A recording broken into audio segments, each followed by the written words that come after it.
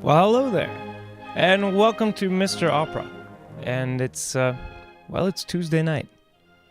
And you know what that means? It means we're going to read some Manuel Garcia.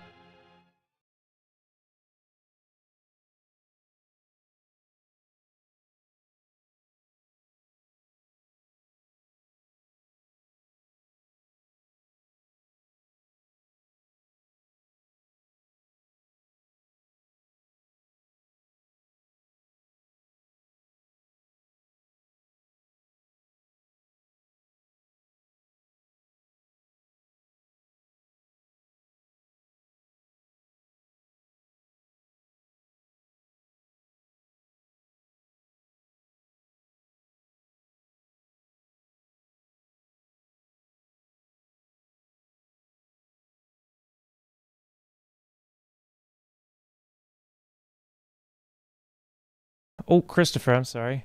The mic went out. I think I'm on. I think I'm on. Seems like I'm on.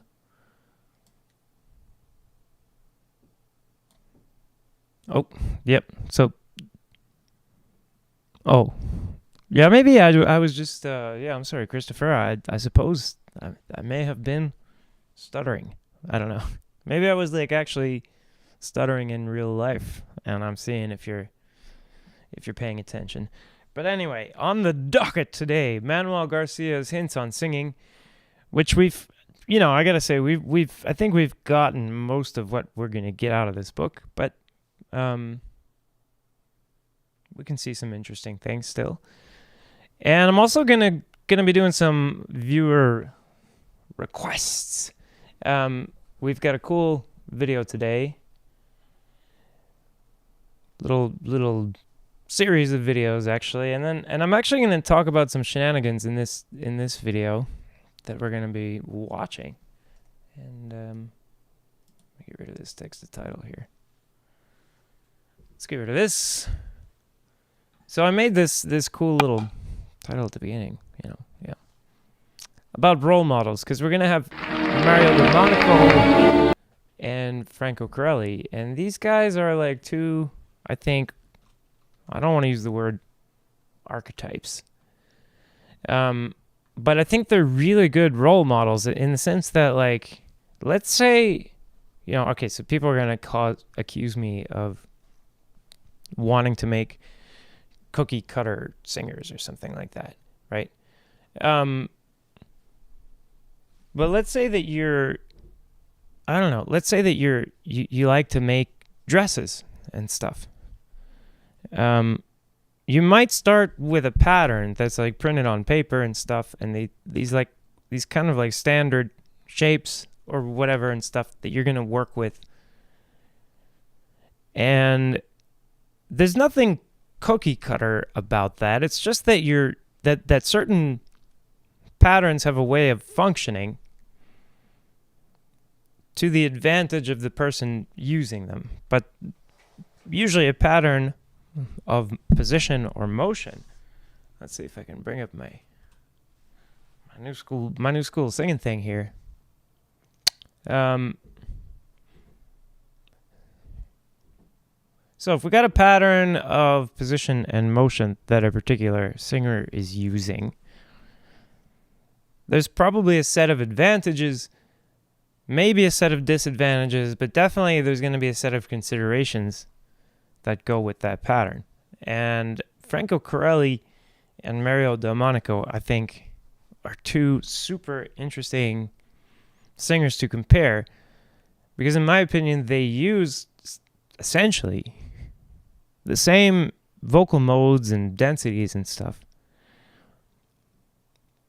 But the way that they assemble them together to make phrases, and when they choose to be in, I guess, what we're now calling opera edge, from the CVT edge sound, this kind of more nasty sound with more, you'll see more head rotation and no covering. And then what I think is more of an overdrive based sound, if you're checking out complete vocal technique,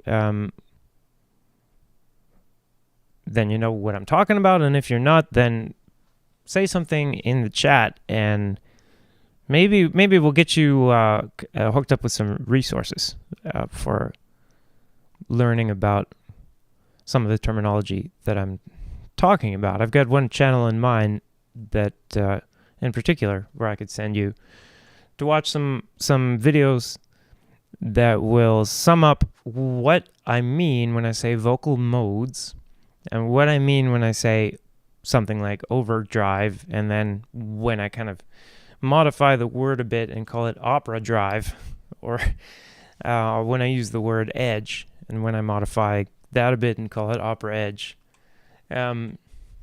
which is just kind of a nod to, I don't know, the sense that we're apart in classical singing, that it's a kind of singing that's apart from the other singing. So, in any case, Mario Delmonico and Franco Corelli going to be essentially using very similar vocal coordinations in very dissimilar successions, or not very dissimilar, but somewhat dissimilar patterns of succession, one following the other. So that often when we're comparing them, they're doing the opposite thing. But then if you take a step back and you were to give a one-sentence summary, and then let's say you only had one sentence to say everything you wanted to say about Franco Corelli. And then let's say you only have one sentence to say everything you want to say about Mario Delmonico. Are you saying anything really different about the one versus the other? Assuming you didn't already have in mind that you were going to be comparing them. And I wouldn't be. So I would say, well, it's a lot of fuller density, edge, and overdrive. And then I would say that about Franco Corelli, or I would say that about Mario Delmonico. And I would be, I think, correct in both cases. And nonetheless, these are different singers who are doing often different things and have different habits. So there's a cool, I think there's a cool conversation to be had here. So what do you think, Chris? Since you're vocal tonight, should we be reading Manuel Garcia first? Or should we be checking out some video first? Manuel Garcia or checking out video? You're tearing me apart! You say one thing, he says another, and everybody changes back again! Yes, and I have a new interrupting thing. So, what do you think, Chris? Well, anyway, I guess since you haven't answered, I have to pick. Okay, let's do some hints on singing. I hope you weren't gonna answer that you want to go straight to the material, because we're gonna quickly read from hints on singing and kind of get our homework over with. So where were we? We were on trills and shakes and stuff, I think. Yeah, shake or trill we did last time. And we talked about Caprino. Oh, that was a while ago. Jeez. Okay. On the 13th, we were there. Yeah, we had talked about consonants. We've actually covered a lot of stuff in this book, haven't we? Distribution of words on notes is not of huge concern, I guess. Okay. Yes, phrasing. I think that's where we were. Section 37.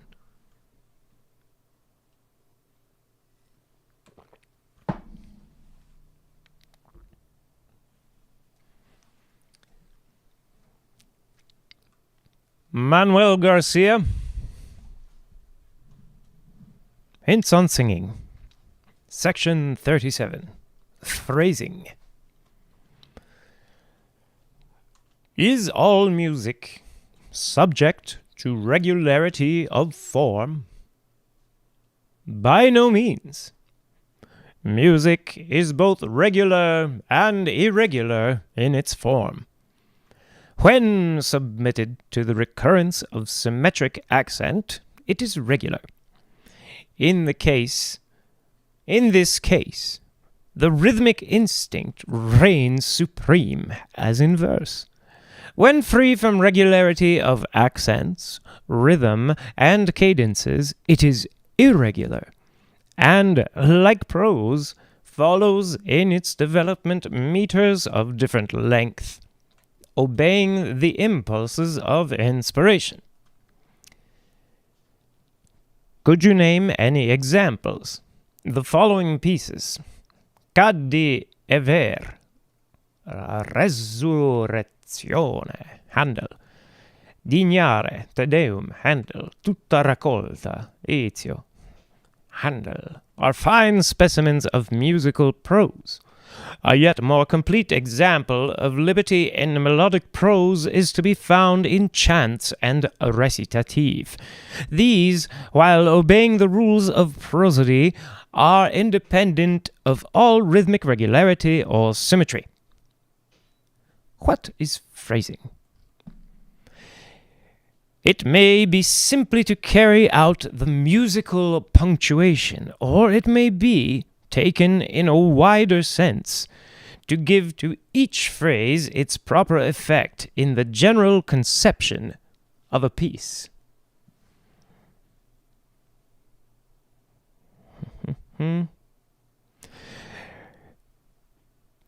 With these two objects in contemplation, what are the principal subjects to which the student must devote his attention?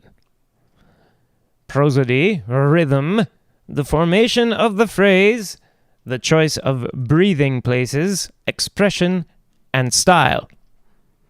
Question. Prosody has been already treated. What do you mean by the word rhythm? Answer. The impression produced upon us by the periodical return of movement and accent. What is a musical phrase? In rhythmical music, 4 bars, less commonly 3, and more rarely still 2, constitute a musical phrase. This last dimension is, however, more generally considered as a section than as a phrase, and generally takes a line of verse. In musical prose, the number of bars is arbitrary. A single phrase would give a vague and incomplete impression. A second phrase of equal extent is needed to determine and complete it. 2 such consecutive phrases may form a sentence or period. A further development of the musical idea will require periods of equal or greater, it must be a word missing, extent, and so on to the end of the piece of equal extent. Well, here are some examples, and we have some different sections of Handel and some Beethoven. Let's see. Non tortar gioia bella.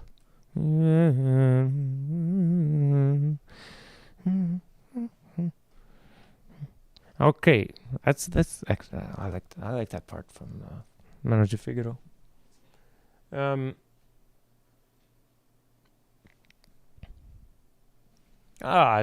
yes. What renders? Oh, yeah. Do these examples include every sort of phrase? No, they merely present what seems necessary for the guidance of the student. The subject can only be adequately considered in a treatise on composition. What renders each phrase of melody distinct? The strong initial beat of the 4th or 3rd bar, as it may be, rests placed after each recurring group of bars, semi-cadences used in the first beat of the 4th or 3rd bar, and the punctuation of the word. The first and last note of a section or a phrase are often respectively preceded or followed by some notes necessary to complete the musical idea. Are there any lesser musical forms? Figures, which are small groups of notes presenting a sense, 2 being the smallest. How do you distinguish figures in melody? By the return of the same small groups of notes with repeated or different intonations. Here are examples. And so we have some examples. No, some true author's notes here. This rule finds many exceptions in the composition. Yes, and the subdivisions of sentences, phrases, etc., might be pointed out in many. Yes, okay. Okay. I mean, it's more or less. I think the most important part of this particular section is that it tells you, you need to read about composition if you want to learn about these things. Generally, and I guess it's interesting to note, but like generally, Singers often like don't have formal education on forms and stuff, or if they do, like me, it might be a really long time ago that they were thinking about musical forms, and had to do exams and stuff where you analyze a piece for form and all that crap. And I hate to make it sound like we're just idiots or whatever, but basically my job is like learning melodies and words and then acting like characters who are like living and breathing, but instead of talking and stuff like normal people do, they make musical sounds and stuff. It's complicated. I do operas. And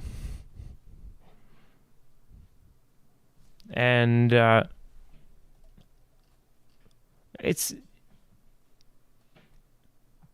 one of those, learn on the job jobs. How can I put it? Most of what you learn in the theater. And when you're on your feet doing scenes and stuff, you're probably you're affected by musical forms, and you come to internalize musical forms that you'll read about in composition books and stuff.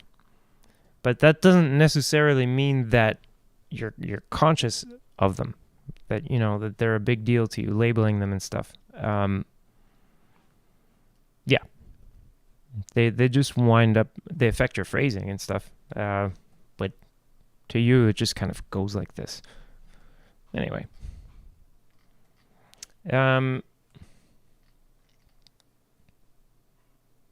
shall we go on? What do you think, Christopher? Or shall we go straight? Let's go to Mario Delmonico. I read some Manuel Garcia, which justifies me reusing the settings for Manuel Garcia. And let me check. I'm going to check the health of this stream here. So yeah, it says excellent connection. So it looks like maybe my internet's working better than it was last time. Let's hope that keeps going, because we're gonna watch some Mario Delmonico and Franco Corelli. Yeah. So let me restart my little. And we also have if you're coming from This Is Opera, or if you're coming from Mr. Opera, and you'd like to join in on the discussion.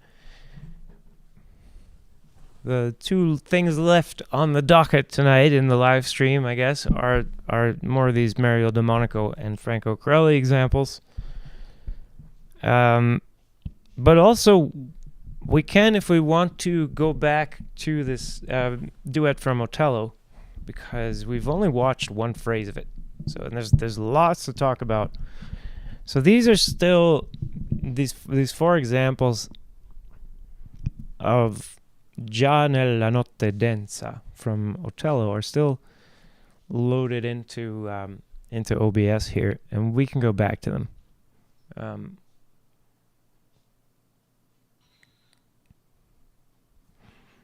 Yeah, so here we go.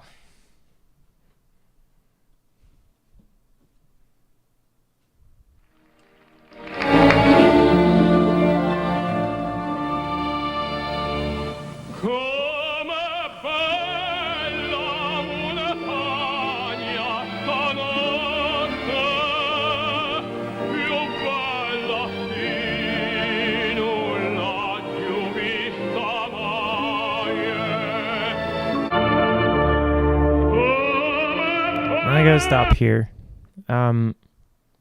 because I was preparing for tonight, and I noticed wow, this Mario Delmonico is so much louder.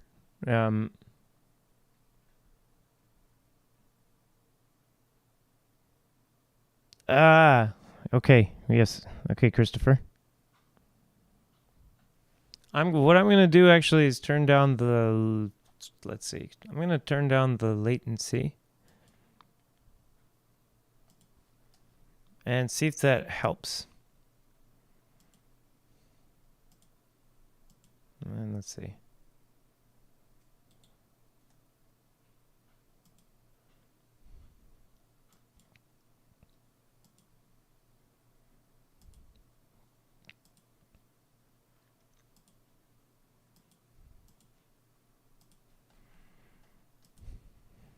See here. No. It can't be done in the middle of the stream.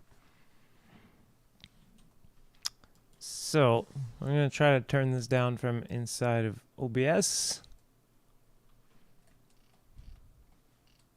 Let's get this... 1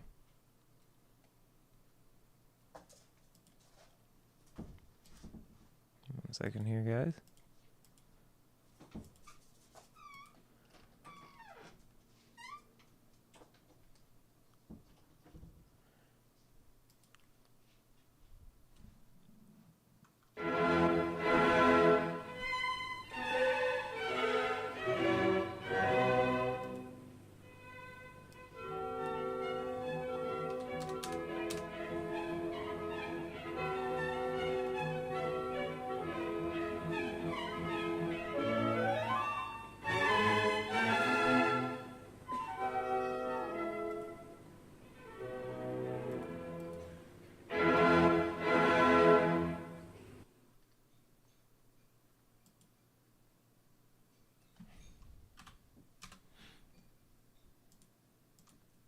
Well, let's see if this gets us any closer to a healthy to a healthy stream. Let's see here.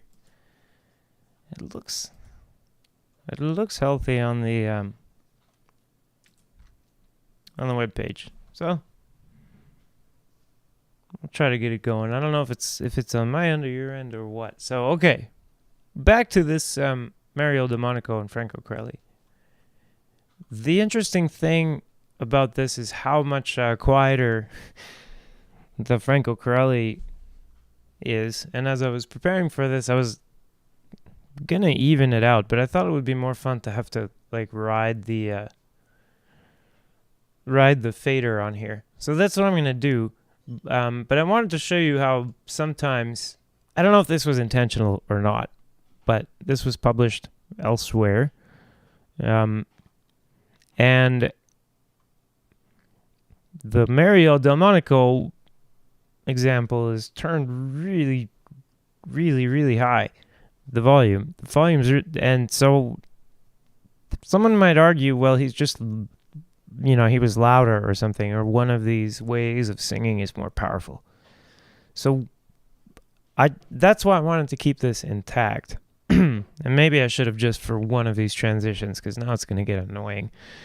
But don't listen to the singers. Forget about the singers for a second. Just listen to how loud the orchestra is.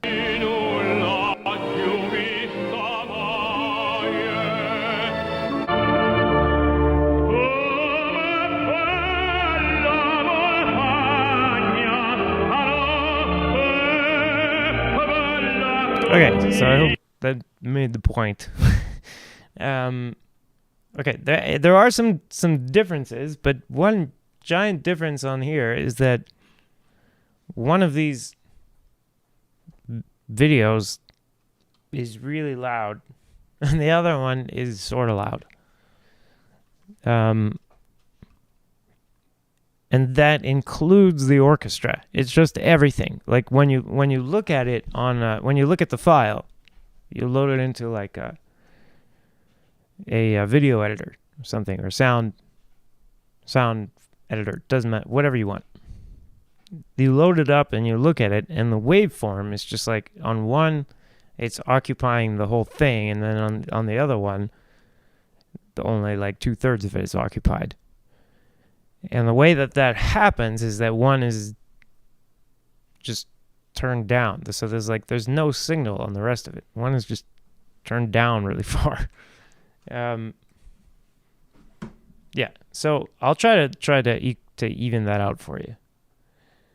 the thing to notice, especially, is when is Corelli using this kind of overdrive thing? When is he using the edge thing? And also, when is that the case for Mario Delmonico? The overdrive thing, if you want an easy way to think about it, just think it's yelling. So when either of them are doing something based on yelling, like, hey, you! You know, these kinds of things.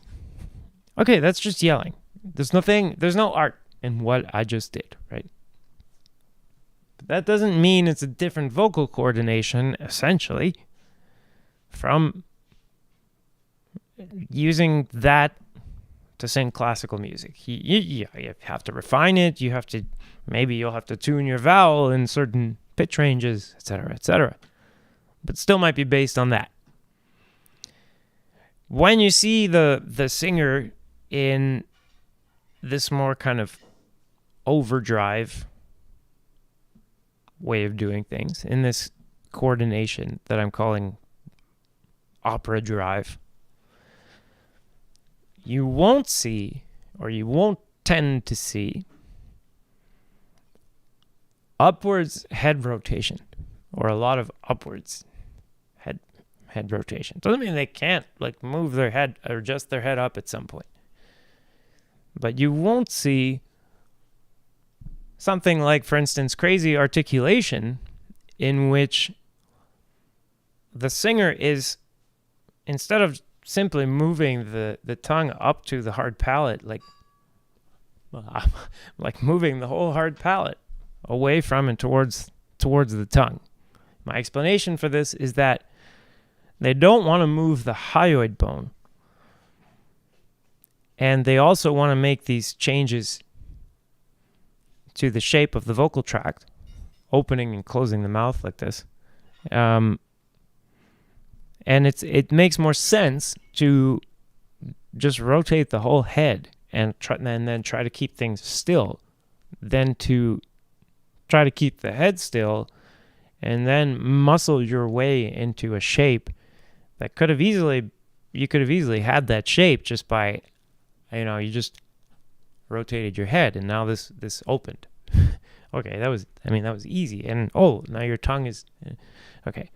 So this is the edge thing that I was talking about, but the overdrive thing, they're going to usually have the chin rather close to the chest in some way, or closer. I'm not going to see this big gap opening. And it's going to have a darker, more mellow sound. You'll tend to not hear so many covered sounds in this edge mode, as CVT calls it. And just like this overdrive was based on yelling, this edge is going to be based on this kind of nasty open sound. The easiest vowel to use, if you're trying to look for this edge sound, I think the easiest way to find it is with either or ah. But make it like a bright, don't make it like kind of ah. The vowel is really interesting because you can use it. This usually like almost the same vowel will work in this opera overdrive or also in edge, but in the opera version you'll tend to round out the if you're in overdrive, so it'll become more like So edge, unlike this hey you, is gonna be based on this kind of thing. And you start to see rotation of the head because this kind of articulation helps to not disturb the foundation for it, which is squeezing the epiglottis, and often pushing the tongue a little bit forward or flattening it out so that it's, in some cases, like between the molars and spread out. So let's watch and try to identify who's using what, as best as we can. We might have to get like a real CVT, certified person on here to really look at this and shed some more light on it. But I'll try to do my best.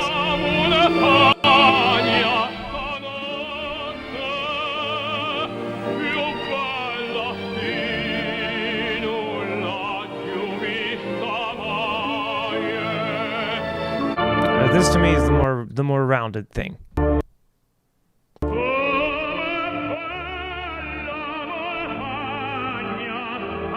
Okay, and now this is more nasty.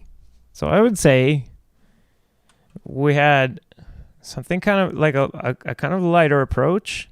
Lighter in the sense of this is hard to express properly. This sound that we're hearing Corelli making when you're in the hall listening to it, you're not going to think, well, it's light. It's fuller density. But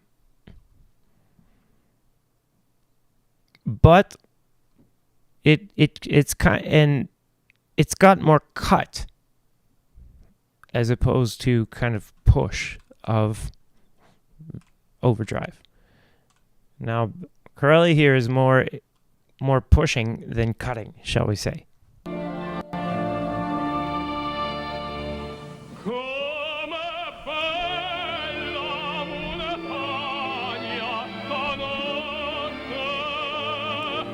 So the E vowel is not nasty. It's turning into almost like a French vowel.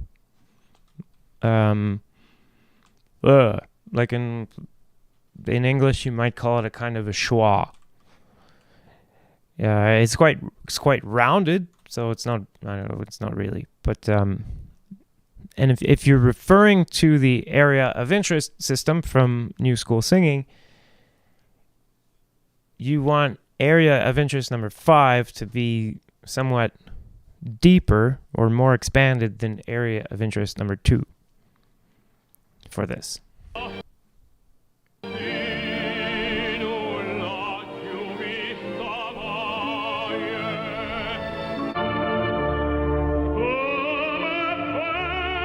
So now this is a perfect example, I think, of the upward head rotation. And I'll turn it down a bit. Or if you guys don't mind the difference in volume, I guess it is what it is. But neither of these approaches is louder than the other or more powerful than the other, because both are based on the same. They're based on the same things. They're just, they're choosing to use one or the other at different times. Like, it's a personal touch, but both are using the same tools essentially.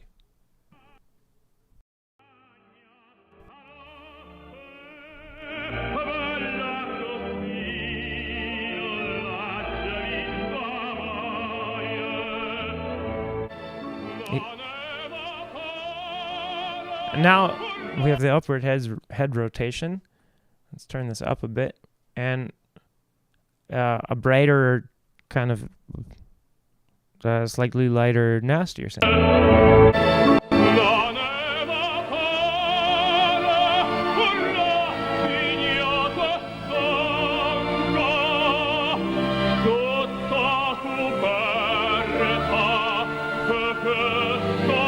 Rotate the head back down, and now rather than, shall we say, like peeling open,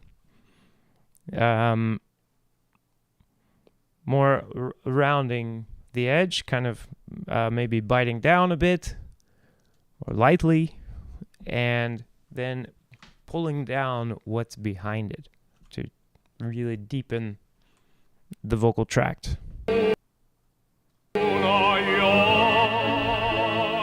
And then fluidly switching back.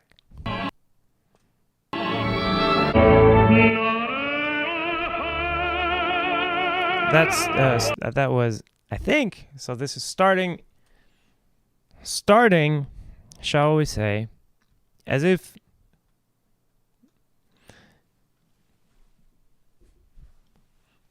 okay. So if you picture that you want to throw a jab, or a straight punch, as opposed to throwing a hook that comes around, right? This forward throwing punch would put your body in a kind of attitude, a particular attitude, for as if you were like throwing a ball forward. It's the same thing. It's the same movement as a baseball pitcher pitching a baseball is I don't know, a boxer throwing a haymaker. It's really close, right? And that's very different from when a boxer is throwing a hook, where they're rotating around this. You could say there's like an imaginary pole here, and they're rotating around this pole. When they're throwing this hook, if you look at the middle part of their spine, it's not going to be extended. It's not going to be pushing the chest out. It's going to be more pulling the chest inwards. There's plenty of forces trying to pull the chest out, but if you're doing this, you're not connecting. You're sort of going, right? You need to keep the chest in and send yourself rotating around this imaginary middle point. If you do that, just learn how to do that. Throw a hook, okay, throw a straight punch. You've got the basic two postures these guys are using. Or you've got shall we say, how do I put this? You've got the blueprint that holds them together. And this more opera drive one, this thing that's based more on yelling, if you associate that with the way you would feel when you're throwing a hook, if you know how to throw a hook, and then this other thing I'm talking about, this more nasty, slightly lighter thing, associate that with throwing a ball forward, or these kinds of behaviors. Then watch a video like this. I think it can be pretty useful. Let's see if there's a. Okay. So onwards.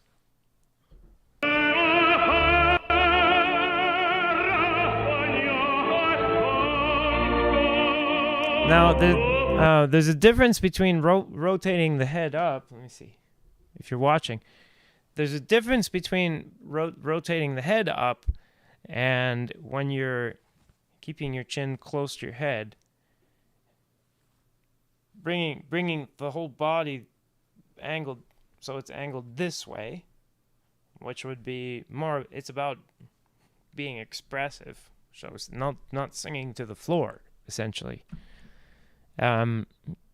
Which some people wind up doing in the quest to get the chin close to the chest for a more yelling kind of based approach, or opera drive, or a more covered approach, or more mellow approach, more pushed approach, whatever you want to say.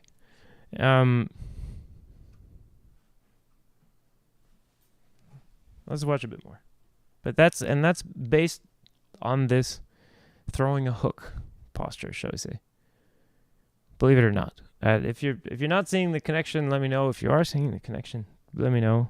I don't know, Chris. What do you think? Am I talking like total gobbledygook to you? Let me know what you think. And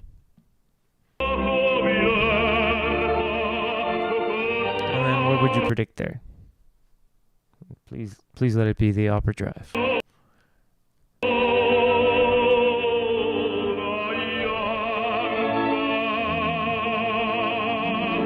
Oh, that's interesting. He backed off the pressure a lot, and that's maybe this half metallic mode at the very end of this phrase.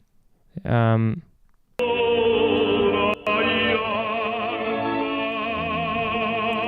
that's something I don't think we hear Curly do. This particular sound. Is that curbing, neutral? I'm not sure. But this is the one thing that Delmonico does that's more to me sweet than Corelli. And so that often Delmonico to me has this quality of crying in his voice.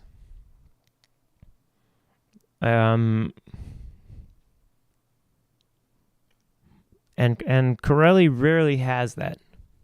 It's always got a lot of metal in it, to me. I guess he does use some neutral like everybody else. But so, Chris, I guess the best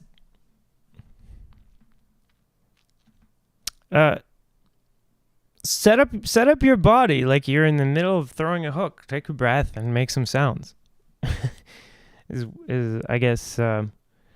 What's important is you're going to want to be keeping your upper back more rounded for the one sound, for the more mellow, more pushed sound, more yelling sound. And then you want to keep your upper back a little bit more extended, your chest more forward for the more nasty sound that they call edge. And if you're coming over from, if you hear from This Is Opera and the quality isn't great, try heading over to Mr. Opera. We may have to start just streaming to one channel and then uploading to the other or something like that. That there. And if you've got some topics you'd like to see covered on the show, feel free to send those to the real Mr. Opera at gmail.com. Any YouTube clips you'd like reviewed or your own stuff. If you'd like me to take a look at it, I'd be more than happy to.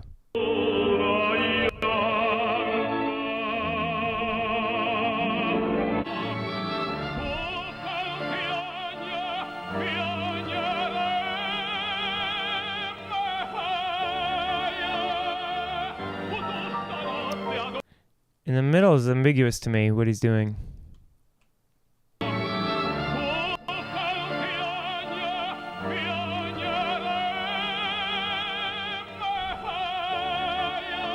This is more in the direction of the overdrive thing, I think.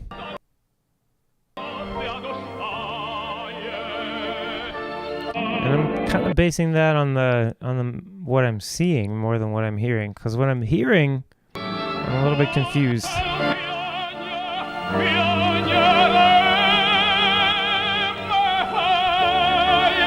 Alright, more the overdrive thing, I think.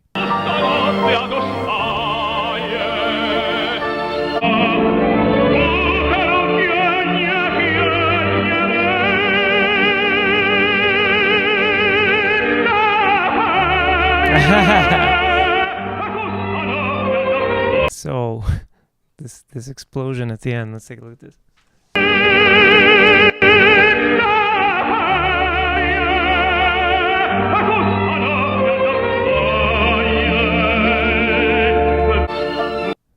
I don't know. I'd have to... Jeez.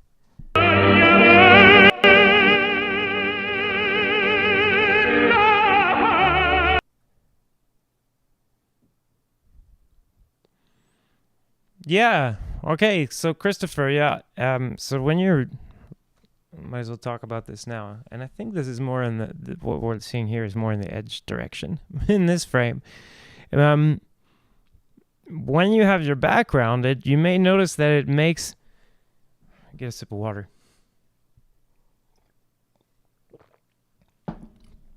So when you have your back rounded, if you keep the area nice and stable, you may notice you can get your, if they're mobile, you can get your scapula to glide over this area. Let's see, let's make myself a bit bigger. So if I keep my back rounded and I round too much, now I'm kind of collapsing on myself, but I've got this kind of hump right behind me. And if I maintain this kind of tucking idea, right, and I at the same time pull back, wah, yeah, ah, ah, ah.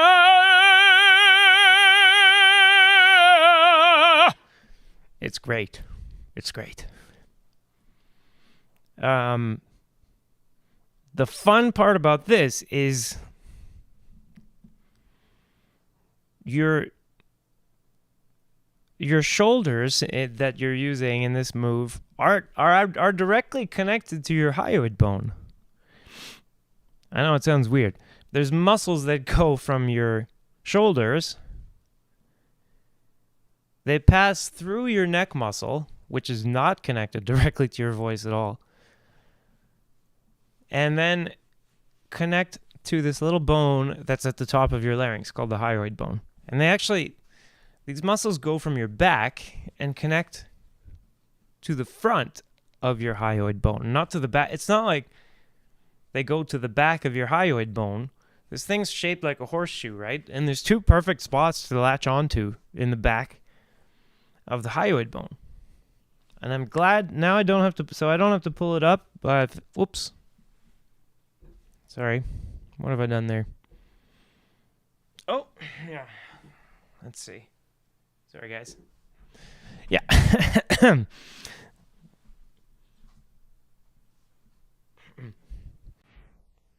Sometimes I make a mistake, and I accidentally push some buttons. So who knows how long I can get stuck in some kind of weird sound effects mode. Anyway.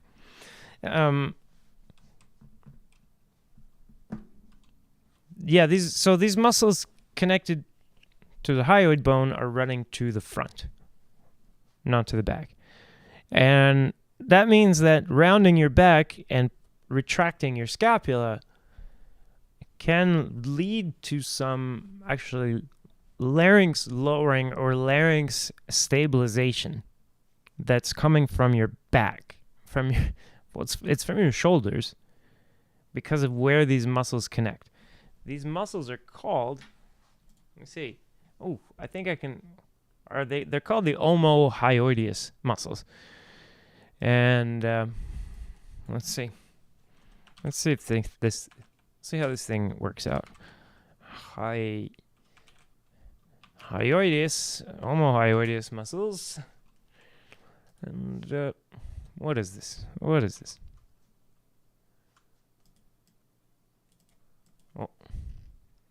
Oh, this is the wrong shit. Okay.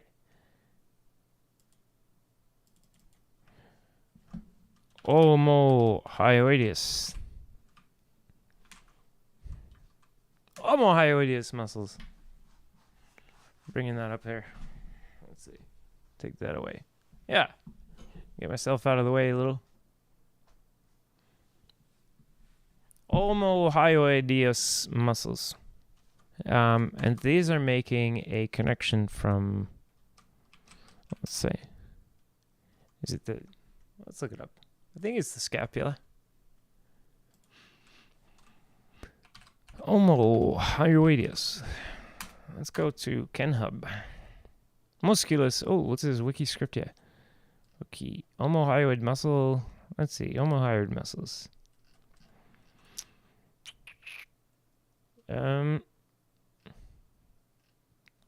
Origin. Superior border of scapula near the suprascapular notch. So there you go. Superior belly, intermediate tendon. So it's passing through the sternocleidomastoideus muscles, which is this. Let's see. Make myself bigger here. That's the sterno.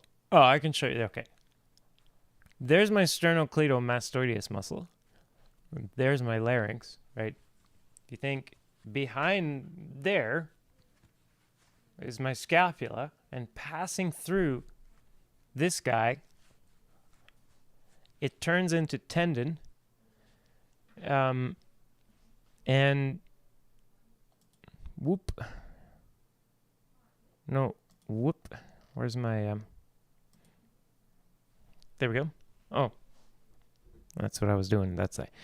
So, and it comes out the other side and then connects to the larynx. Why don't you experiment with it, Christopher? My own feeling is that when I want, and maybe it's not to do with the omohyoideus, I don't know. But when I want to use this, I make this kind of hump on my back and I retract my scapula. It's about the scapular retraction. And you do. If I pull hard, I do wind up kind of doing this kind of thing. And I notice that when I do the move, if my larynx is like here, it gets pulled really hard, like towards my my sternum. So I don't know what gives. There's other muscles involved, obviously. So it's from the scapula,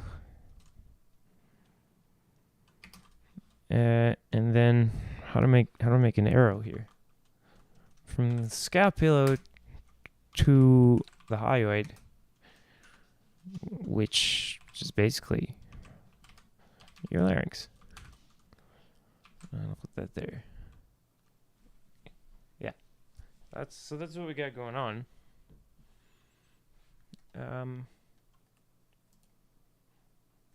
Push this under here.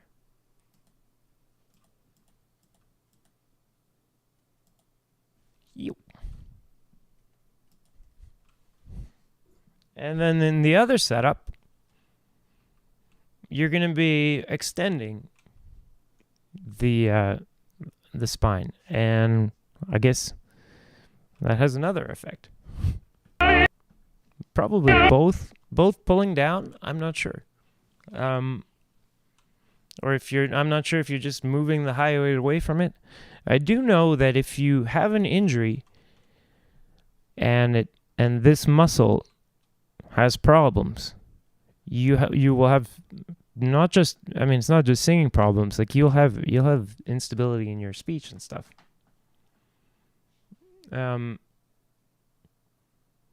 So yeah, Christopher, when these moves aren't lowering the larynx, it's because essentially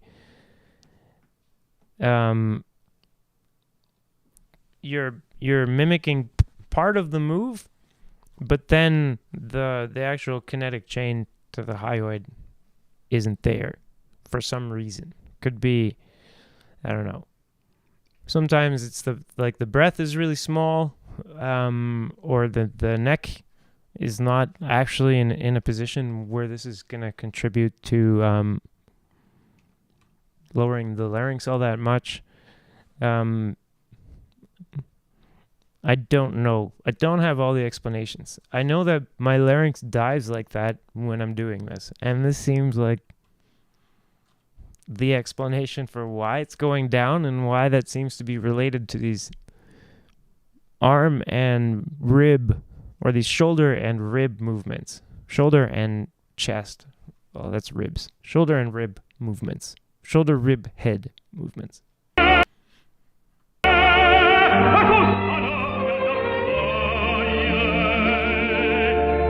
now we have the chin kind of buried into the chest, which it helps.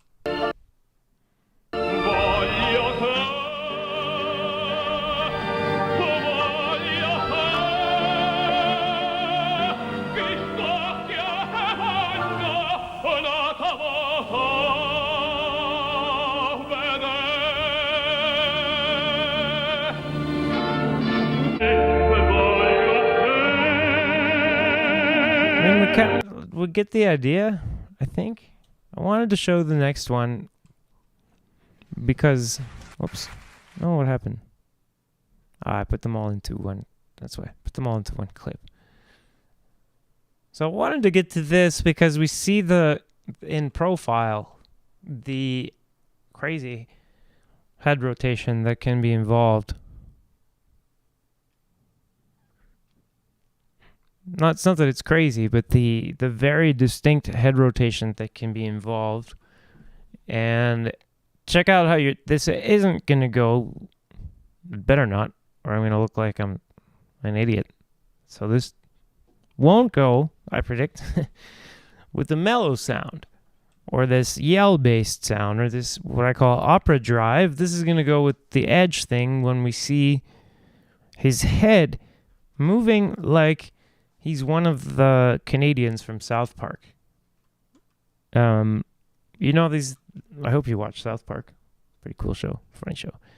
So on this show called South Park, there's Canadians, and the way the show tells you that they're Canadian is that instead of their mouth moving normally, only the top of their head moves and the bottom of their head stays still.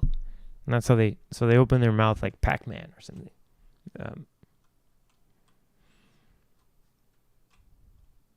So let's see.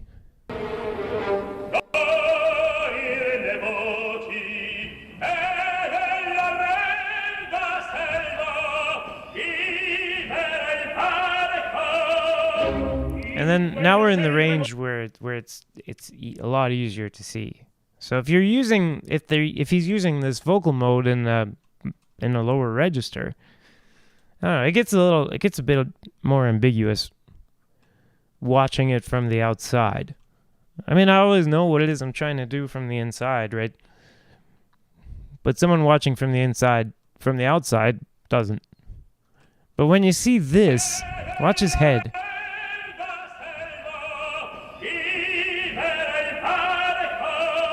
And the overall position. I mean, if we look at this here.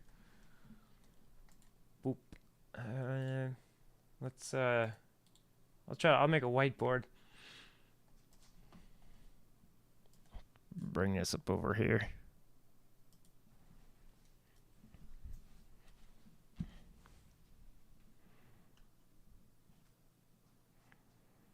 I guess I'll need a different color. That's not a great color. Yeah, that's pretty good. So let's watch. I'm going to look for a cherry pick for the most extreme moment here.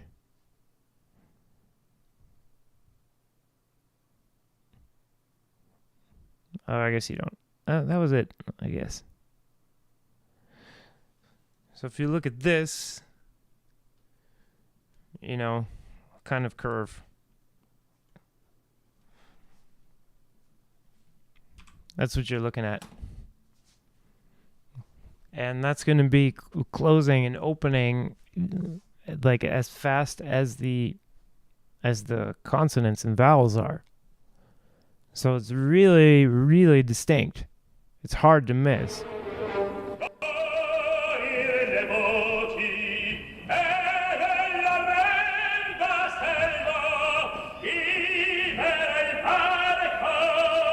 You write that one right there.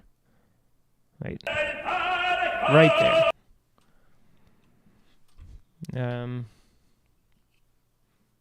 I guess there's no way to zoom in on this because there's no data there to zoom in on. I could try. Let's see. If I make this bigger, I don't think you're gonna see any more detail. Oops. Not that. This one.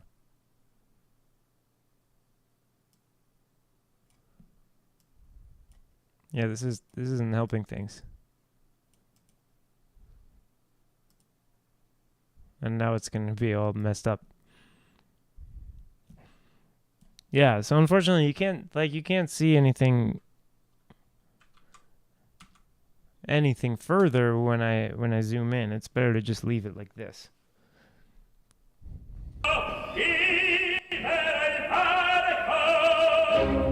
So I guess the way to do this one, here's what I would suggest. Yeah,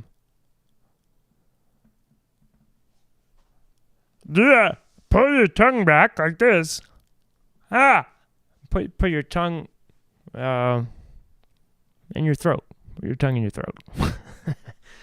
And then, after you've got your tongue in your throat, push your chest forward and rotate your head upwards. I'm going to make myself bigger. Boop. So you start with it's totally wrong. It's the wrong sound. Whatever. Everything wrong. It's just to do it. You put the back of your tongue where you would get that sound. Right? Because this can help to get your larynx in position a little lower. And then you're going to try to secure your larynx with your hyoid bone down here and kind of back. And hold it in place, like near your chest. Okay. And now, pull your tongue back and rotate your head until it's no longer in your throat.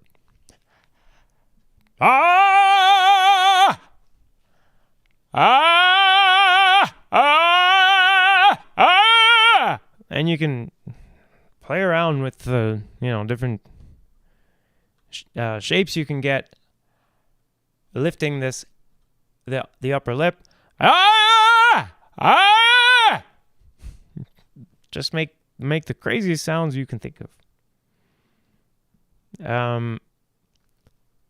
And the only thing to avoid with this is the sensation of biting down. Avoid that. No matter how big the thing you're biting down is, you're going to be using jaw tension, but your jaw tension should be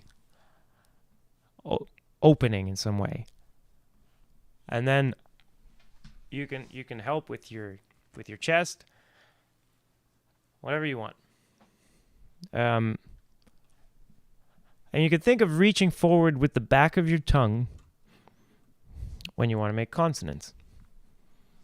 The interesting thing about this is that I think, especially later in his life, when Corelli is using this coordination, he's got trouble with the letter S.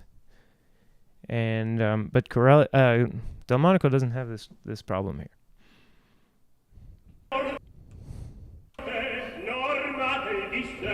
But you can hear, I think, yes. So the S is still, the S sound can't sound like this in this coordination. To make this, it sounds weird, but you can't make this consonant in this coordination. If I make this sound, here's my my hyoid, and I cannot make this sound with my hyoid bone parked down here.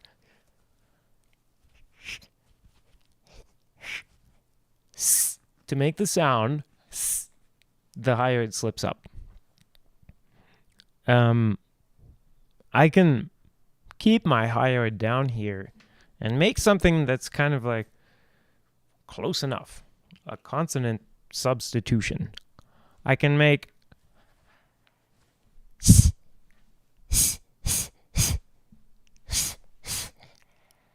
sa, right? But the more I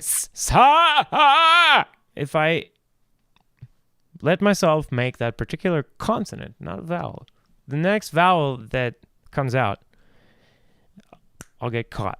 And this S sound and then the L sound is murder when you're in this vocal coordination, or trying to use this vocal coordination. This more edge-like thing. This more edgy, nasty sound. Where you're going to open your mouth probably like a Pez dispenser or like the South Park Canadians. And I guess I should make a note or something that I need to get some... second, guys. I'm going to... Let's see. Scene notes? Yeah. So, I gotta get some Pez dispenser kind of themed things to use on the show. 'Cause I think that would be really helpful. Maybe I'll order a Pez dispenser. That would be better, I think, for singers to be getting Pez dispensers than straws. And then maybe I could try to get like a Mr. Opera Pez dispenser. That would be awesome. Okay.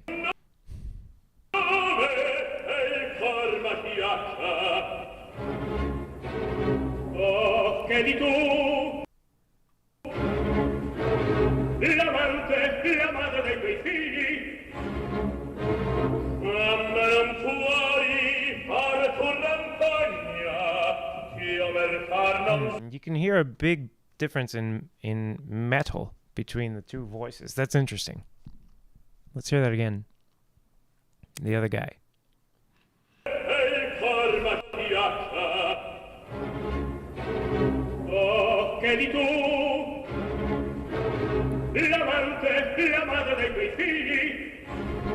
There's just no metal in the sound. And that's a big difference. But then I have to ask, like, isn't this other guy also an old school singer? And why doesn't he have the same sound? Why is he not singing the same way as Delmonico? And so, like, which ones are the old school singers from the old school? And which ones are not old school singers? I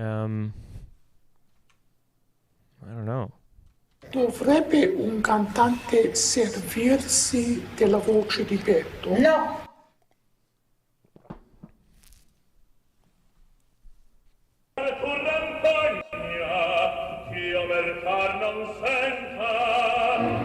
So if you're trying to figure out what is this metal sound, I guess listen to this clip.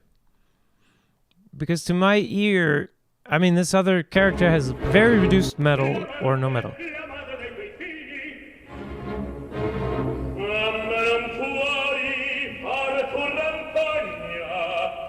Because if you're listening carefully, there's a kind of roughness in the sound, and if I put it into my voice and take it out, now I don't have it in my voice, and now I'm putting it more into my... Now I'm getting it into my voice. Hey! Now I'm putting it more and more. Hey!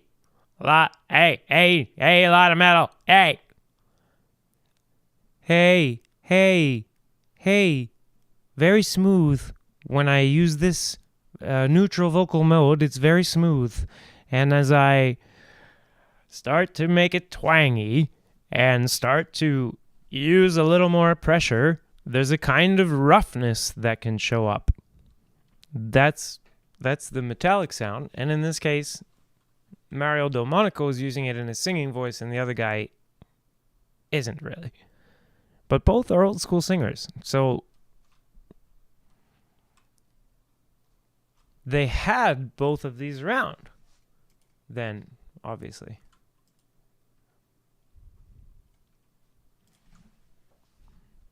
Someone must have been teaching him that.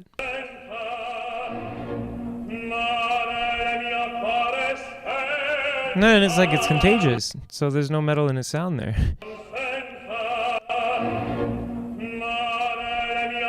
Or very little. Now it's back.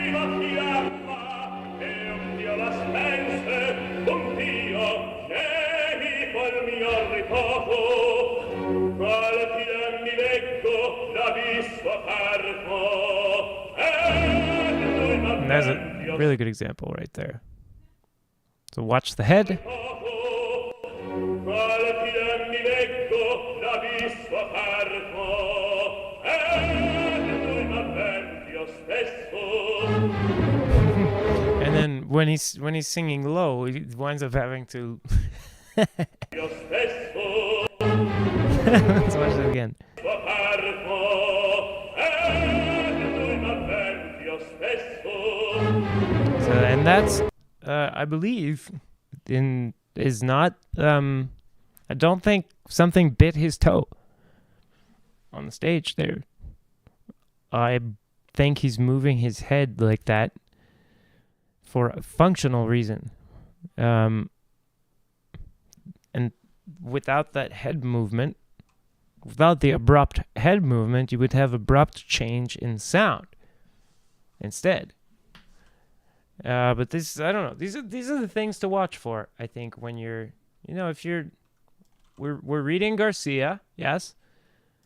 We're reading the old school texts, great.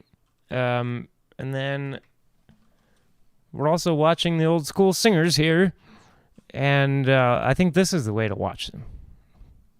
These are little details, I guess, but they are really important.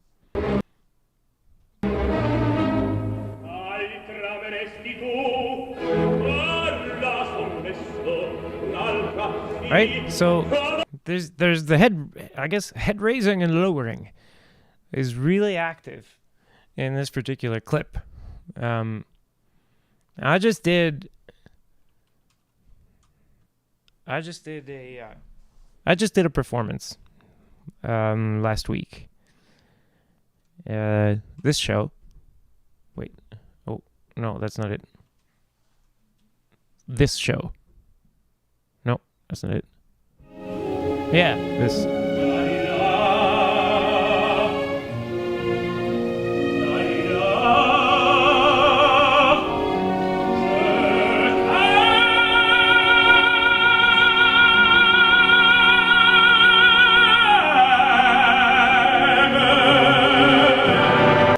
Okay, now that clip has some kind of rounding in the sound. Don't ask me which mode it is. I'm not sure. I'm going for more the edge thing, but then trying to soften it a bit, I guess.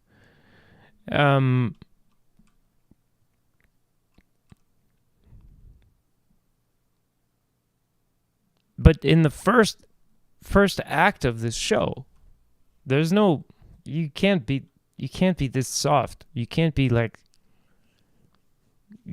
this like sounding like you're in love or something. You're leading the Israelites in the murder of some Philistines and with plastic lawn chairs. And so you have to sound like a proper warrior, because no one's gonna believe you otherwise. You're trying to kill people with plastic lawn chairs.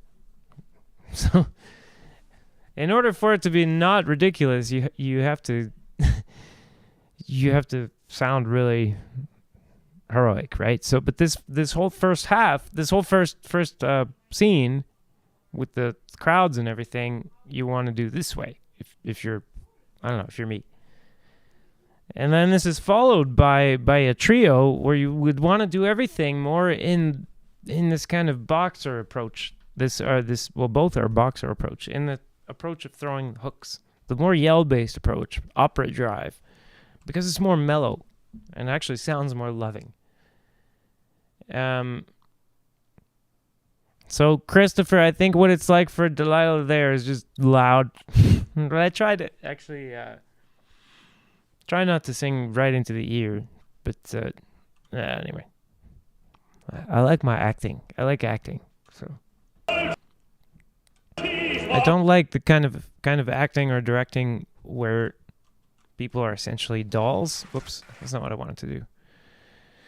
Where people are sort of dolls and you place them into certain positions at certain moments, I like it when the scene... Oh, look at this stuff. Let's look at some of these head rotations.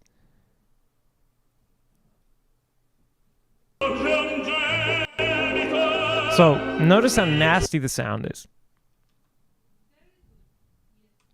And I don't mean nasty as in like It's not good. This is Delmonico. Are you kidding me? But wait, real quick, before we. So if you're watching this, and you're interested in some one-on-one work.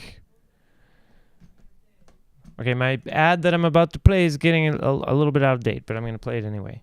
But the time is coming nigh. It appears I'm moving up the date, or for moving to Berlin to like the end of the coming month. So if you're going to be in Berlin, Germany, and looking for some one-on-one lessons, then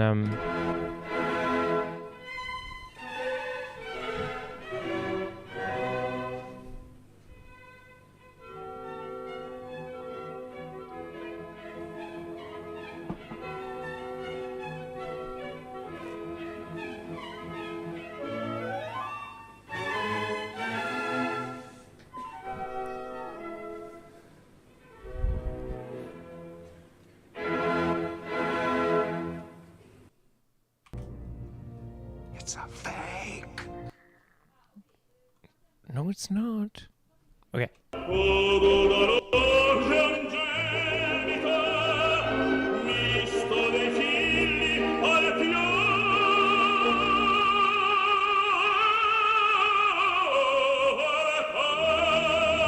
Notice it's like tracking the pitch. You know, I mean, part of the way he's getting his mouth opening is with this head rotation now. But these shape changes, they're not like just for the heck of it. And they are dictated by the mathematics of like which pitch he's singing. So that's why they go with the pitch. That's why you often see the shape of the mouth tracking the pitch in certain vocal coordinations, and others not.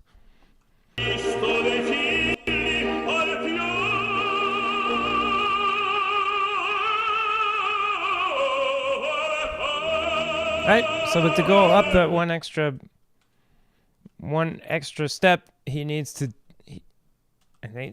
get that last little bit of extension out of his neck.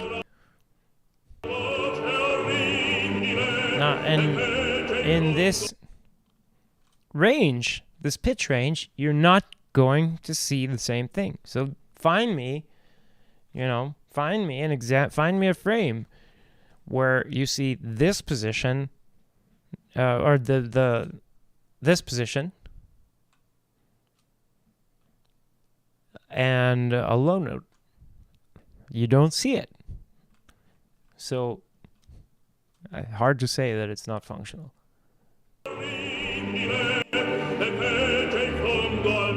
You can try just keep your whole larynx and tongue in place, and get in front of a mirror, or in my case, I'm in front of a camera.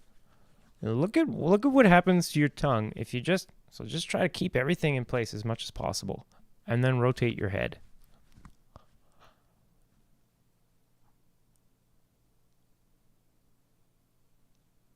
And if you make a sound, it's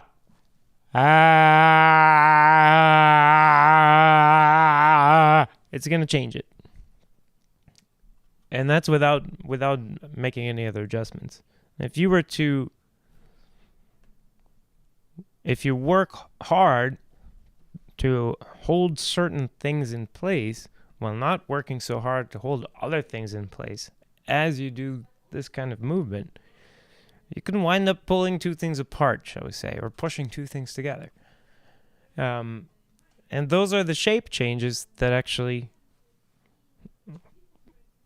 they don't necessarily result in this sound. Like, for instance, like just having the right shape and the resonance isn't going to make this sound. You also need a similar source to be vibrating. And that's a whole, it's a different topic, but it needs to be said that like you can't oversell the technical part of things. If we're using my shall we say, okay, new school singing rubric. You've got knowledge, and heart, but this fitness thing is huge. And fitness includes like how fat are your vocal folds? It's not like your cardio, right? But it's still part of your fitness relative to what it is that you're trying to do. Like what are your actual capacities? That's fitness. And if you want to make these sounds, you can't just know how to do it.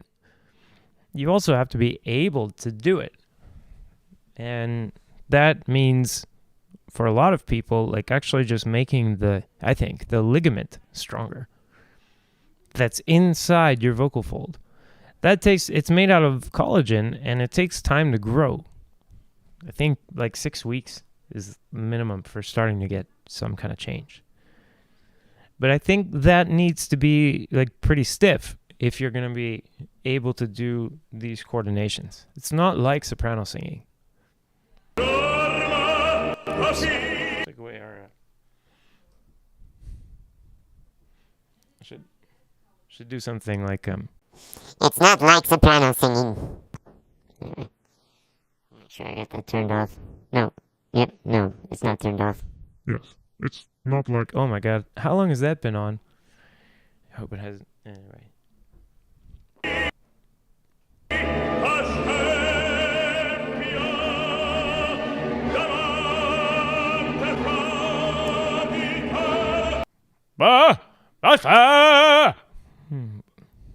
This kind of sorry. Well, not the best time to be making a lot of noise. I guess I shouldn't be doing it now. Sorry, guys. I'm getting used to my current situation. I'm gonna be in trouble. Mr. Opera's gonna be in trouble later. If in case I don't show up next time, it's because I've been murdered by my partner. But I don't think I'll be murdered because she totally loves me. But yeah, she's trying. She's also trying to work, and probably her work is a lot more important than mine. But can't help myself. Gotta do my live streams. Anyway, so we get the idea here. This whole scene, he's like really relying on this. But that's not necessarily all we're seeing from Delmonico. And in this scene also,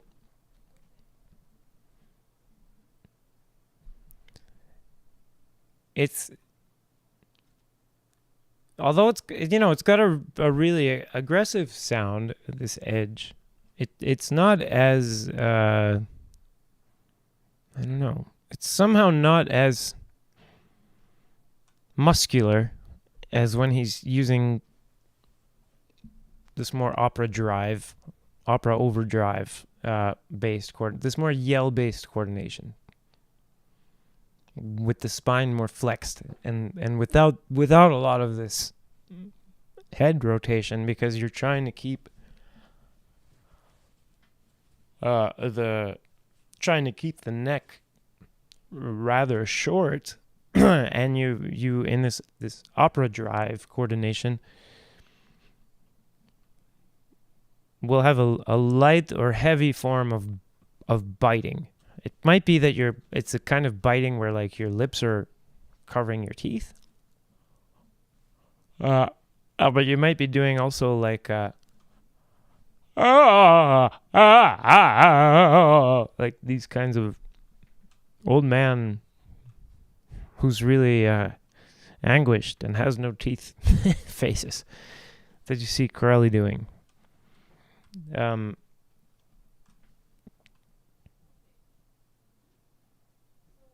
But you'll have some kind of jaw tension closing. And in this other one, you'll have some kind of jaw tension opening. So maybe I should... Let's make a little... we can watch a bit of this, and I'll type while you watch.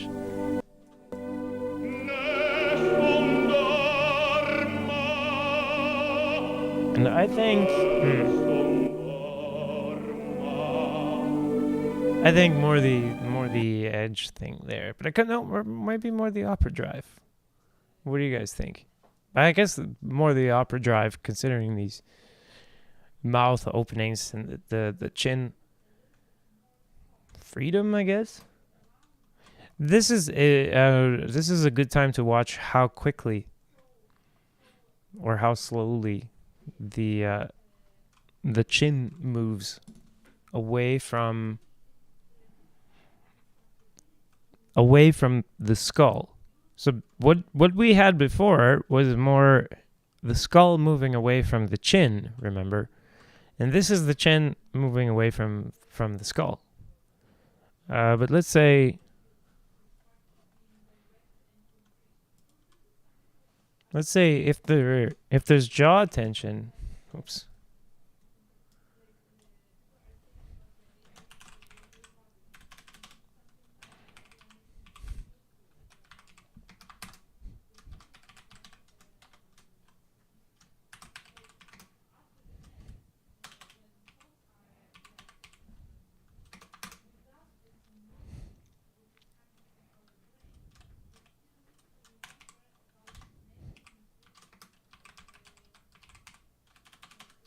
Yeah. So if I take this away here, yeah. So for your opera drive, more biting, or shall we say, it could also be relaxed. Biting or a relaxed jaw.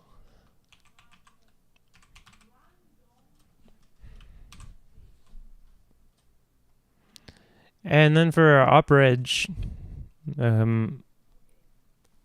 this Pez dispenser motion that we were looking at.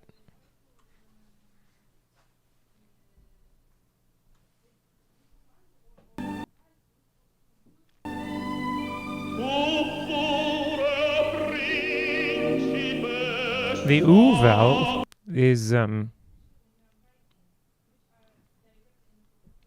basically really far from the center of all of the things that we're trying to do. So it's always it's interesting to watch how different singers work with the problem of the oo vowel. If you listen closely, it's never powerful.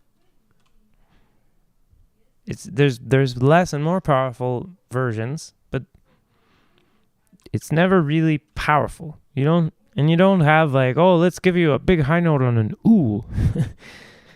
That doesn't make any sense, right? Because it's inviting this much more closed mouth if you're going to have an actual oo. If you're going to have a more open mouth, it's not going to be an actual oo. It's going to be like, ew, kind of thing. And that's not oo. We all know that's not oo. Oo itself is never powerful. And he handles it by just kind of, well, I mean, it's not a place where you need a lot of power. But just move through it and try not to disturb the coordination excessively.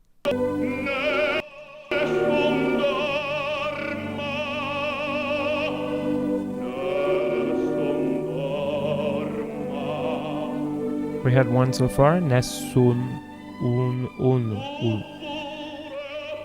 So I would say his strategy is to make sure his vocal tract is lengthened a bit. Ooh. Ooh. Instead of ooh, ooh.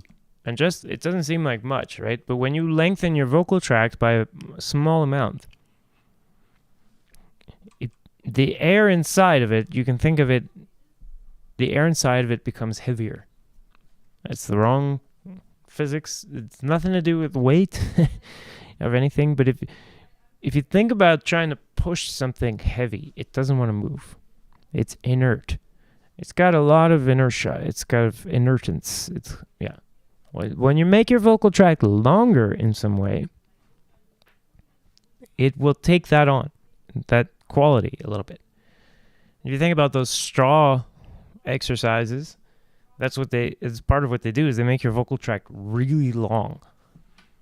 and that's raising how inert it is, how much inertance it has, and that raises how much it pushes back against your vocal folds. So when you're stuck with a crappy vowel like ooh, one thing you can do to help yourself is stick your lips out a little bit, or even stick your head out a little bit if you want to. As long as you're ready to get back into position.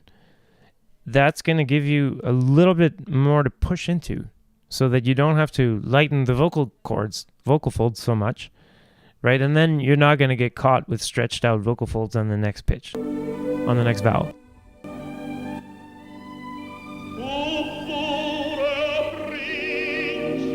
And the same goes for E.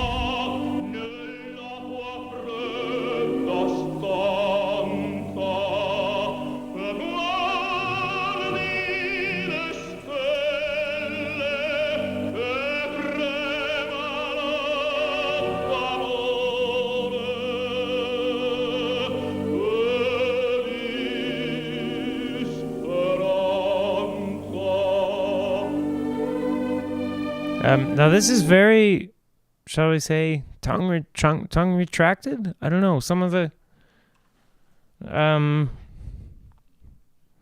this is some of the supposedly artificial darkness that people are talking about, which is to me it's just all it's just from some of the larynx lowering winds up making room between the tongue and the hard palate. This area, not the end of the vocal tract, but just one third of the way back. When you expand that area, you get darkness. But also, if you constrict the area that's 2/3 of the way back from your mouth towards your larynx, you're gonna get a darker sound. And he's constricting that area a little bit and helps to make the sound dark. And if you're worried about, like, do I have artificial darkness if you're doing that? Well, does Mario Delmonico have artificial darkness when he's doing that? I don't think so. Just like don't make it suck and it'll be fine. If you suck, like being dark or bright probably is not gonna help. Like, you suck. I mean, right? So, but if you don't suck, then be bright or be dark, whatever you want. I mean, it's probably gonna be great. But he's doing a more dark thing here.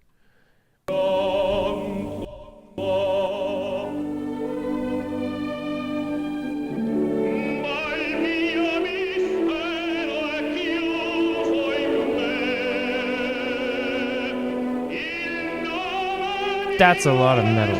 Listen to this eval, how rough the sound is. I'm not saying anything bad. This is awesome. It's good. And it's part of what makes it cut so well. Also, pay attention, it's not an eval. It's like E. It's not really E.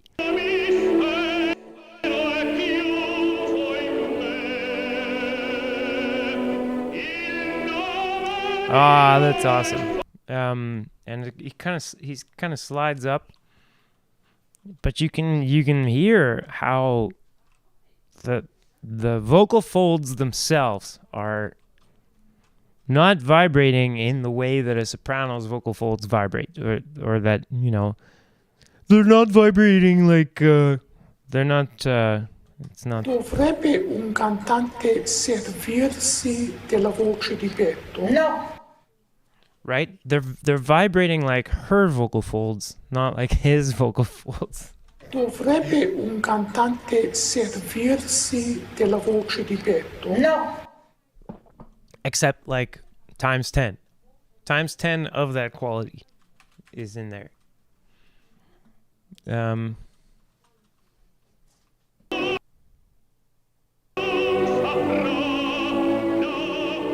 Another thing to note is watch the size of the mouth opening here. This is super mellow and dark. And I should mention, another way to make things dark is keep the mouth opening smaller. Right? So here we go. Whoops. That's not going to be dark. Right here.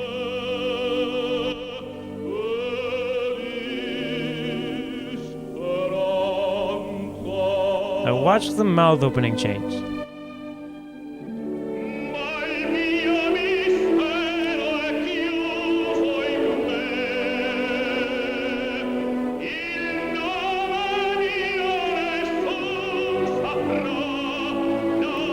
If you're...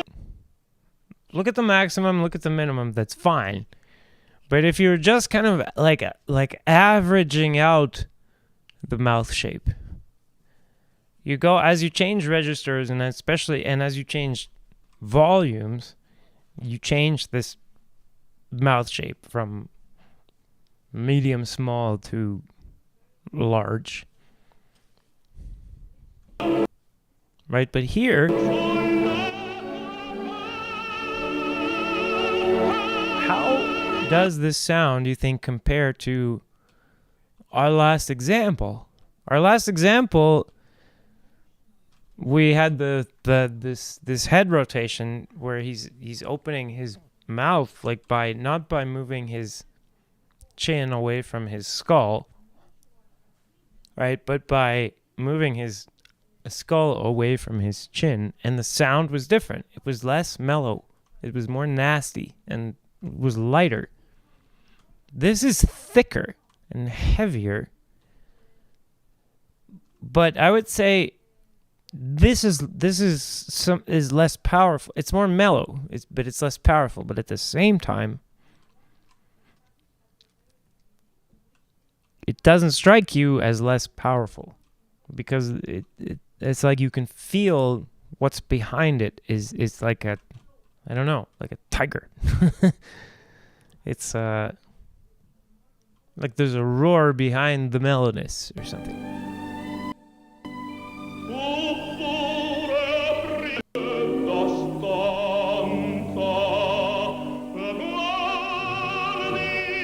Notice the chin moves from the head, not the head from the chin.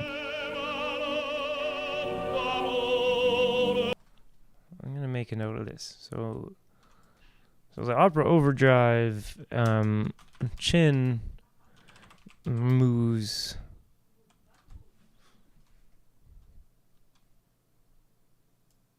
and then opera edge is more Pez dispenser, so the skull moves. And then we'll boom. So maybe keep that, and that's not like saying, that's not saying that your chin's never gonna move in opera edge.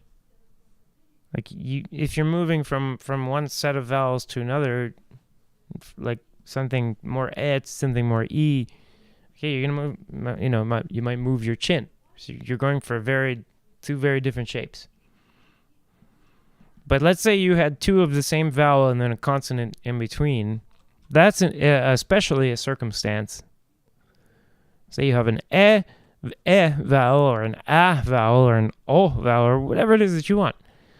And in between is a consonant that wants the tongue to be touching the top of the mouth.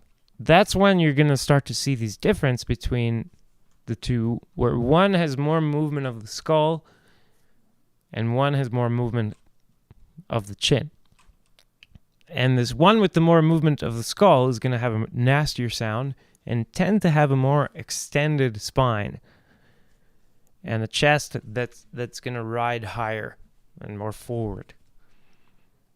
And this other one that's more based on yelling and has more of the chin moving and covering and this more mellow sound, that's going to go with a spine that's more flexed and with a chin that's moving more away from the skull.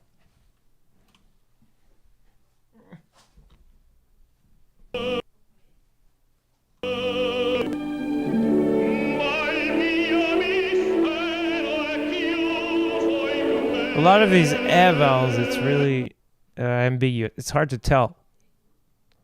And here, this looks like we should have some kind of change here. Because now we're rotating the head away from the chest. He's got the chest angled down so to help him do it, this kneel. But let's see if the sound is more in the nasty direction. Ah!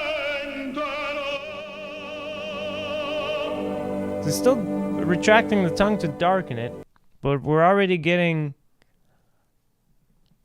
more a brighter sound.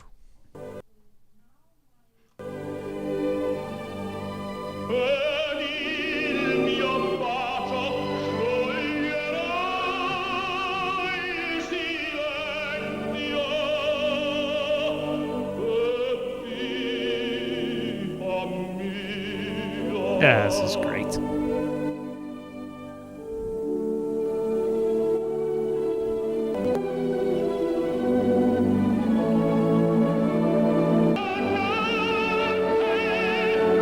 I should have done a pop quiz. Let's look at the frame first. This is really interesting. Got the head kind of protracted, but I see the chin going real close to the chest. So I would say it's going to be more this opera drive thing. And then Norma. So let's see what we got.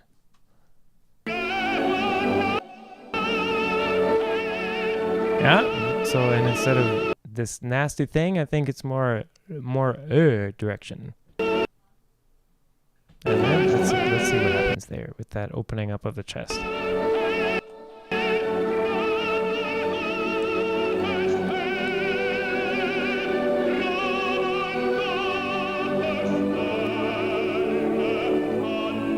I'm not sure. I'm not sure it did what I predicted. I don't know. What do you guys think?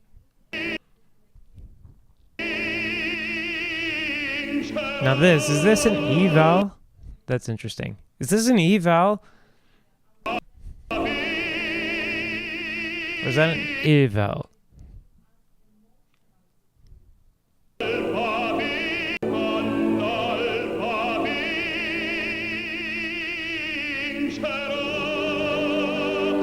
And was it the same vowel the whole way through? Or does it get darker as the mouth closes and it goes into the N sound? And does that make your whole brain go back in time and tell you, oh, I heard an E?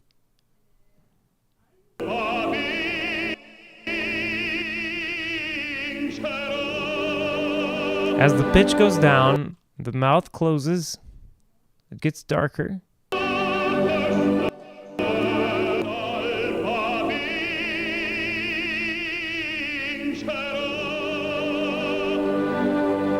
And is that an O at the end? Or is that an A? Vincerò? Or was that vincerà? Is that vincerò or is that vincerà?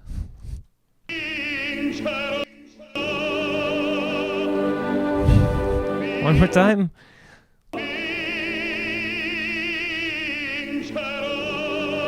It's something like vincerà. And you have the lower teeth showing here, which I think is more typical for the edge side of things. When your O starts to sound like ah, and your lower teeth start to show.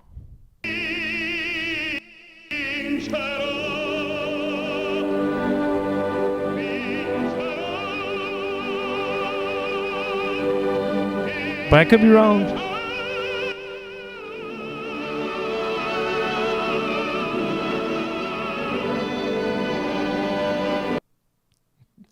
That to my ear sounds like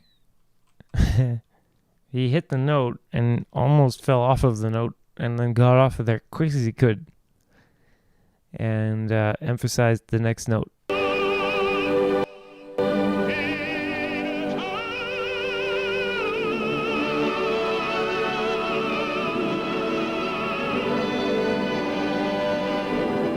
Yeah, it seems like, I don't know, it seems like he got into trouble or tired or something. I don't know, I'm confused by this last part with the head coming forward and stuff. And I have to say, like, I would prefer Corelli there. Let's watch some more Delmonico next time.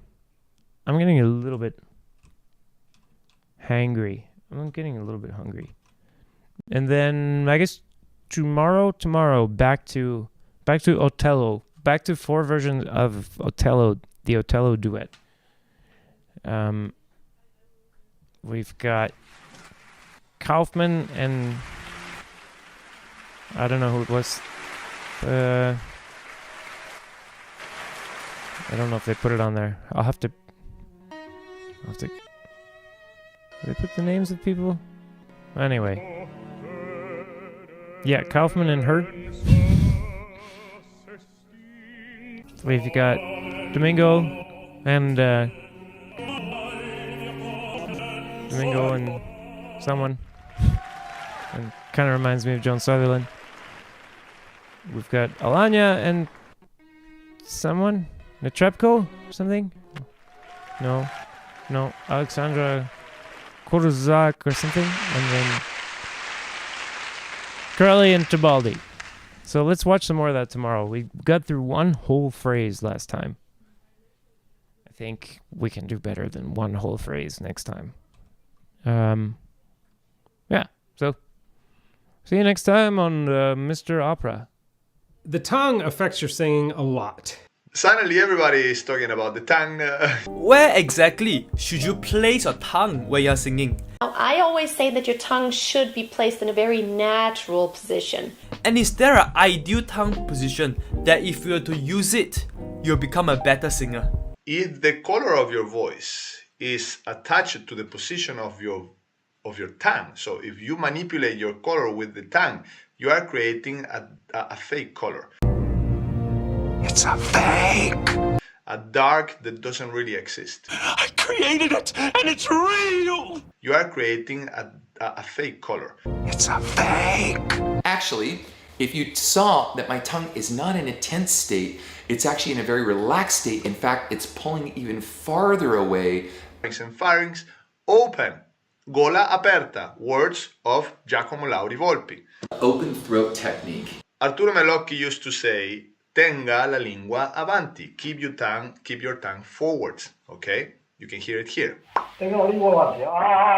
Tenga la lingua avanti. And also because we are singing with a high position tongue, the sound that comes out of your air pipe gets reflected on your hard palate on the top and goes directly out.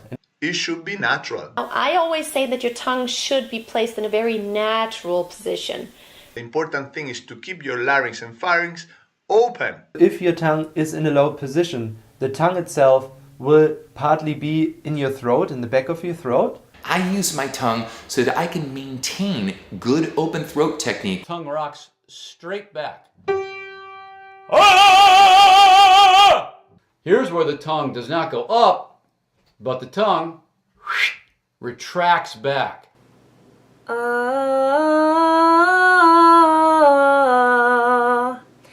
And what you're going to find is that if the tongue is tensing, you're going to actually see the tongue narrowing.